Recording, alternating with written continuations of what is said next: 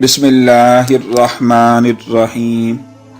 अस्सलामु अलैकुम वरहमतुल्लाहि वबरकातुहू। ऑनलाइन टीचर की जानिब से खुश आमदीद।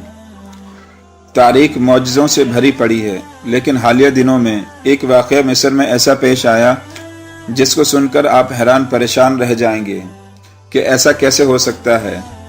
वाक़या मिस्र के एक गांव में पेश आया, जहां एक शख्स को इसके घर वालों ने मुर्दा समझकर दफना दिया, मगर मुर्दा ने अपने घर वालों का पीछा नहीं छोड़ा, बल्कि इनसे ख्वाबों में आकर मुलाकातें करता रहा और मुसलसल अपनी कब्र ऐसी जगह मुंतकिल करने का मुतालबा करता रहा जहां वो एतकाफ, दुआ और इबादत के लिए इस्तेमाल करता था।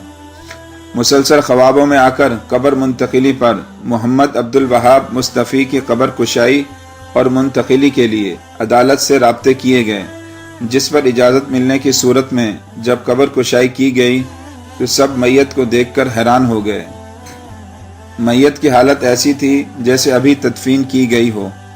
कब्र कुशाई के दौरान मौजूद तबी माहिरीन ने हैरान कुन इंकशाफ करते हुए कहा कि मैयत को देखकर ऐसा लगता है कि मुर्दा शख्स को कब्र कुशाई से चंद मिनट पहले ही दफनाया गया हो, यानी कि इन्हें अपने इंतकाल से 35 दिन पहले ही दफन कर दिया गया हो।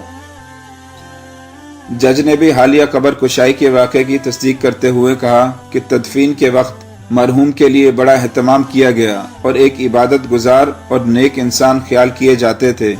इनके रिश्तेदारों ने इनका मज़ार कायम करने का भी फैसला कर लिया।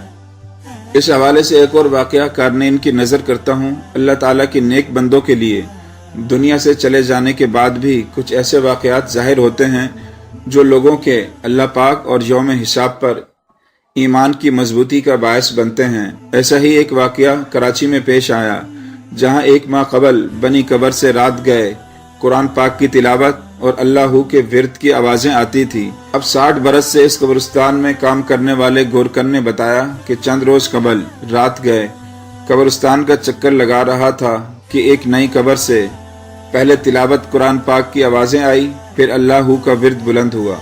मैं खौफज़दा होकर अपने डेरे को लौट गया। सुबह अपने साथियों को ये वाक़या सुनाया और इन्हें सफ़ेद मार्बल वाली मज़कूरा कब्र दिखाई। साथी गोरकनों से मालूम हुआ कि ये कब्र गुज़श्ता माह इंतकाल करने वाले एक पेश इमाम मौलाना सईदुल हसन फैज़ी कादरी की है, जिन्होंने अपना घर फरोख्त करके मस्जिद तामीर कराई थी और बरसों वहाँ इमामत करते रहे। इनकी वफ़ात 22 फरवरी को हुई थी। जब इनकी मैयत कब्रिस्तान लाई गई तो जनाजे में लोगों की बड़ी तादाद शामिल थी। गोरकन फैज़ बख्श का कहना था कि अब वो सुबह रोज़ाना इसकी कब्र पर जाता है और बिला खौफ सफाई करके फातिहा ख्वानी करता है। सुबहान अल्लाह।